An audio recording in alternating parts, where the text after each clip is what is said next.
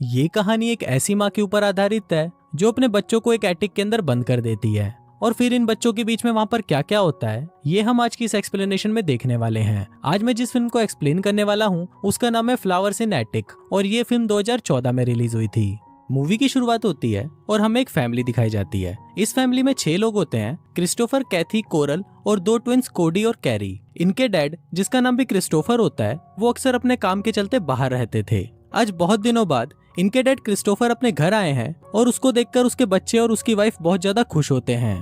Christopher अपनी wife के लिए एक बहुत महंगा नेकलेस लाता है और यहाँ हमें पता चलता है कि क्रिस्टोफर का प्रमोशन हुआ है और उसके काम के साथ साथ उसकी सैलरी भी बहुत ज्यादा बढ़ चुकी है। अब इसी खुशी में ये लोग आज रात अपने घर पर एक पार्टी रखते हैं, पर पार्टी में क्रिस्टोफर की जगह एक ऑफिसर आता है और उसकी वाइफ को बताता है कि एक एक्सीडेंट में क्रिस्टोफर की डेथ हो गई है। अब ये सुनते ही कोरल शॉक्ड हो जाती है और इसके बाद से ही वो डिप्रेशन में चली जाती है। फिर एक दिन कैथी कोरल से पूछती है कि आपने आगे क्या सोचा है। तब कोरल उसको बोलती है कि एक ऐसी औरत के लिए नौकरी करना बहुत मुश्किल है जो एक हाउसवाइफ हो और उसके 4 बच्चे हों। अब इसी टेंशन में कोरल एक एड्रेस पर बार बार चिट्ठियां भिजवाती है और उसकी कई कोशिशों के बाद एक दिन कोरल को उसकी चिट्ठी का रिप्लाई आता है जिसको पढ़कर कोरल बहुत ज्यादा खुश हो जाती है।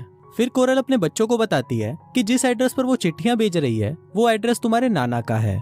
इस पर कैथी उससे पूछती है कि आपने तो बताया था कि हमारे कोई नाना नहीं है, जिस पर कोरल उसे बोलती है कि तुम्हारे डैड और मैंने भागकर शादी की थी, जिसके बाद से तुम्हारे नाना और नानी हमसे नफरत करने लगे थे, इसलिए तुम्हारे पापा नहीं चाहते थे कि तुम लोगों को इस बारे में पता चले। कोरल उनको ये भी बताती है कि मेरे लिए 4 बच्चों का बोझ उठाना बहुत ही मुश्किल है और तुम्हारे नाना बहुत ही अमीर हैं, इसलिए हमें आज ही वहाँ के लिए निकलना होगा। फिर जब ये लोग वहाँ पर पहुँचते हैं तो बच्चों को वो जगह बिल्कुल भी अच्छी नहीं लगती क्योंकि वो जगह बहुत ही सुनसान और डरावनी थी। तभी वहाँ पर हम कोरल की माँ ओलिविया को देखते हैं जो बहुत ही ज्यादा खड़ूस होती है और वो उनको बोलती है कि मुझे इस घर में किसी भी बच्चे की चिल्लाने की आवाज नहीं आनी चाहिए और तुम्हें यहाँ पर रहने के लिए मेरे सभी रूल्स को मानना होगा और अगर किसी ने भी मेरी बात नहीं मानी तो तुम सबको इस घर से बाहर निकाल दिया जाएगा। वो बच्चों को बोलती है कि जब तुम्हारी माँ यहाँ से चली जाएगी तो मैं तुम्हें इस रूम में लॉक कर दूंगी ताकि तुम लोग यहाँ से बाहर ना निकल सको क्योंकि तुम्हारे नाना को अभी तक ये नहीं पता कि तुम यहाँ पर हो। अब ये सुनते ही कैथी अपनी माँ से पूछती है कि आपने नाना को हमारे बारे में क्यों नहीं बताया। तब कोरल उसे बताती है कि तुम्हारे नाना तुम्हारे डैड से बहुत ज्यादा नफरत करते थे, पर अब वो बहुत बूढ़े हो चुके हैं और कभी भी टपक सकते हैं और उनके टपकते ही सारी प्रॉपर्टी हमारी हो जाएगी। अब बच्चों के पास और कोई ऑप्शन नहीं था, इसलिए वो अपनी माँ की बात मान लेते हैं। इसके बाद वो खड़ूस नानी उन बच्चों को इस घर के रूल्स बताती है। वो बताती है कि तुम लोग इस रूम से बाहर नहीं जा सकते और तुम्हें दिन का 3 बार का खाना दे दिया जाएगा और लड़का लड़की एक साथ एक बाथरूम को इस्तेमाल नहीं कर सकते और अगर छोटे बच्चों को खेलना है तो ऊपर एटिक है और वो वहाँ खेल सकते हैं। फिर जब ओलिविया वहाँ से चली जाती है तो वो सभी लोग एटिक देखने के लिए ऊपर जाते हैं, पर बच्चों को वो जगह बिल्कुल भी पसंद नहीं आती क्योंकि वो जगह बहुत ही गंदी थी। फिर एक दिन जब बच्चे ऊपर चिल्ला रहे होते हैं तभी वहाँ पर उनकी नानी आ जाती है। अब क्योंकि इन बच्चों ने रूल्स तोड़ा था तो इनको सजा तो मिलनी थी, पर कोरल अपने बच्चों की सारी गलती अपने ऊपर ले लेती है जिस वजह से सजा भी कोरल को मिलती है। फिर ओलिविया कोरल की पीठ पर चाबुक से बहुत मारती है और सभी बच्चों को उसके निशान दिखाती है। फिर जाने से पहले ओलिविया उनको बोलती है कि तुम सब शैतान के बच्चे हो और ये बोलकर वो वहाँ से चली जाती है। फिर अगले दिन कैथी अपनी मॉम से पूछती है कि नाना और नानी डैड से इतनी नफरत क्यों करते हैं, जिस पर कोरल उसे बताती है कि तुम्हारे नाना मेरे काफी करीब थे, वो ज्यादातर मेरे साथ ही रहा करते थे,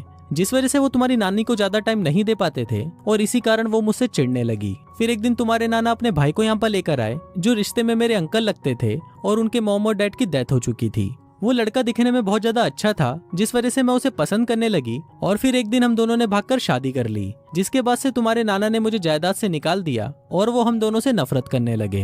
अब काफी हफ्ते बीत जाते हैं पर कोरल अपने बच्चों से मिलने नहीं आती, इसलिए कैथी दिनों को काउंट करने के लिए दीवार पर एक कैलेंडर बनाती है। फिर एक दिन कोरल जब उन लोगों से मिलने आती है तो वो बहुत ज्यादा खुश लग रही होती है। फिर कैथी कोरल को बोलती है कि तुम नाना को हमारे बारे में कब बताओगी, जिस पर कोरल उसे बोलती है कि वो ऐसा कभी नहीं कर सकती क्योंकि यहाँ पर आने से पहले कोरल और उसके डैड के बीच में ये बात हुई थी कि अगर तुम्हारा कोई भी बच्चा नहीं होगा तभी तुम इस घर में रह सकती हो और मैंने उनको ये बोला था कि मेरा कोई भी बच्चा नहीं है। अब ये सुनकर कैथी को बहुत ज्यादा बुरा लगता है और उसे लगता है कि कोरल हमें यहाँ बंद करके अपनी जिंदगी आराम से जी रही है। अब कैथी अपने छोटे बहन भाइयों का माँ की तरह ख्याल रखती है क्योंकि कोरल उनसे काफी हफ्तों तक मिलने नहीं आती और फिर एक दिन जब वो उनसे मिलने आती है तो वो उनके लिए नए कपड़े और गिफ्ट्स लेकर आती है, पर इन बच्चों के लिए इन गिफ्ट्स का कोई मतलब नहीं था क्योंकि वो अपनी जिंदगी एक कमरे के अंदर घुट घुट कर जी रहे थे। इसके बाद कोरल उनको बताती है कि आज घर में एक पार्टी है जिसपे कैथी और क्रिस्टोफर उस पार्टी में जाने की जिद करने लगते हैं। अब कोरल इसके लिए मान तो जाती है पर वो उनको बोलती है कि तुम लोगों को सब कुछ छुप कर देखना होगा, और वो उन दोनों को एक टेबल के अंदर छुपा देती है। फिर वहाँ कैथी देखती है कि उसकी माँ पार्टी में बहुत ज्यादा खुश लग रही है, और वहीं हमें कोरल के फादर भी दिखाए जाते हैं जो कि व्हील चेयर पर होते हैं। फिर जब पार्टी खत्म होने वाली होती है तो कैथी और क्रिस्टोफर अपनी माँ को किसी अनजान आदमी को किस करते हुए देखते हैं। ये देखते ही कैथी वहां से चली जाती है, पर क्रिस्टोफर को वो घर देखना था, इसलिए वो पूरा घर देखने के लिए चला जाता है। पर जब ये बात कोरल को पता चलती है तो क्रिस्टोफर की इस गलती पर कोरल उसे मारने लगती है। फिर एक दिन कैथी क्रिस्टोफर को एक गंदी किताब पढ़ते हुए देख लेती है, और फिर बाद में वो इस बारे में कोरल को बताती है, जिस पर कोरल उसे बोलती है कि लड़का और लड़की की बॉडी में उम्र के साथ साथ कई तरह के चेंजेस होते हैं, और ये बोलकर वो कैथी को एक ड्रेस पहनने के लिए देती है। फिर जब कैथी उस ड्रेस को ट्राई कर रही होती है तभी वहाँ पर क्रिस्टोफर आ जाता है, और कैथी को इस तरह देखकर उसके मन में फीलिंग्स जागने लगती है। लेकिन तभी वहाँ पर उनकी नानी आ जाती है, और उसको लगता है कि ये भाई बहन तो आपस में ही लगे हुए हैं। फिर ओलिविया कैथी को सजा के तौर पर उसके बाल काटने को बोलती है, और अगर उसने ऐसा नहीं किया तो उन्हें एक हफ्ते तक खाने को कुछ नहीं मिलेगा। पर कुछ टाइम बाद वो उनको खाने के लिए खाना दे देती है, पर वो रात को कैथी के बालों पर टार लगा देती है, जिस वजह से क्रिस्टोफर को कैथी के बाल काटने पड़ते हैं। पर इसी दौरान वो काफी ज्यादा क्लोज आ जाते हैं, और उन दोनों के लिए ही एक दूसरे में फीलिंग्स जागने लगती है। अगले सीन में हम कोरल को देखते हैं, जो अपने बच्चों से मिलने वहाँ पर 4-5 महीनों बाद आती है, और वो अपने बच्चों को बताती है कि उसने शादी कर ली है, और वो 4-5 महीनों से हनीमून पर थी, जिस वजह से वो उनसे मिलने नहीं आ पाई। अब ये सुनकर क्रिस्टोफर और कैथी को बहुत ज्यादा गुस्सा आता है, और वो इस बात के लिए कोरल के ऊपर भड़कने लगते हैं। पर कोरल उनको शांत करने के लिए ओलिविया के हाथों उनके लिए डोनट्स भिजवाती है। फिर अगले सीन में हम क्रिस्टोफर को देखते हैं, जो बहुत ही चालाकी से ओलिविया से उस कमरे की चाबी का प्रिंट एक साबुन में ले लेता है, और ये लोग यहाँ से बहुत सारा पैसा चुरा कर यहाँ से भागने का प्लान बनाते हैं, और इसके लिए ये लोग रोज घर में चोरी करना शुरू कर देते हैं। फिर एक दिन इनको चोरी करते हुए एक किताब मिलती है, जिसमें गपागप की सारी पोजीशंस के बारे में लिखा होता है। अब उस किताब को पढ़कर उन दोनों में फीलिंग्स जागने लगती है, और वो दोनों वहीं पर ही गपागप करना शुरू कर देते हैं। फिर अगले दिन हम उनके छोटे भाई कैरी को देखते हैं, जो बहुत ज्यादा बीमार होता है, जिसके बाद कोरल ना चाहते हुए भी उसको हॉस्पिटल ले जाती है। फिर कुछ दिनों बाद कोरल वहां आकर उनको बताती है कि कैरी को फूड पॉइजनिंग थी, जिस वजह से उसकी डेथ हो गई। अब इसके बाद से हम देखते हैं कि इन सभी की तबीयत धीरे धीरे खराब होना शुरू हो जाती है, पर ये लोग इतना पैसा तो इकट्ठा कर लेते हैं कि यहाँ से भाग पाएं, और आज ही ये लोग ब्रेकफास्ट के बाद यहाँ से भागने का प्लान बनाते हैं। पर तभी वहाँ पर कोडी उन्हें बताती है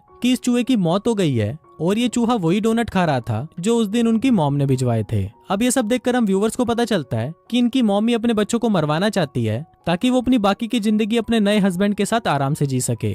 फिर थोड़ी देर बाद वहाँ पर ओलिविया आ जाती है, जिसको देखकर वो तीनों बच्चे वहाँ से भागने लगते हैं। ओलिविया लोगों को रोकने की कोशिश करती है, पर ये लोग वहाँ की लाइट्स बंद कर देते हैं, क्योंकि उनको पता था कि ओलिविया को अंधेरे से बहुत डर लगता है। अब ओलिविया अंधेरे से बहुत ज्यादा घबरा जाती है, और वो उनसे रिक्वेस्ट करती है कि प्लीज ऐसा मत करो। इस पर क्रिस्टोफर उसको बोलता है कि तुम तो हमें मारने वाली थी, जिस पर ओलिविया उन्हें बताती है कि डोनट्स में जहर मिलाने का प्लान तुम्हारी माँ का था।